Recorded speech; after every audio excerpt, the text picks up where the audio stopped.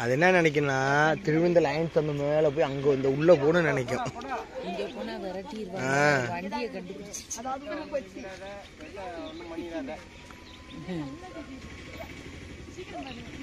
ஏய் வேற லெவல் மாசு.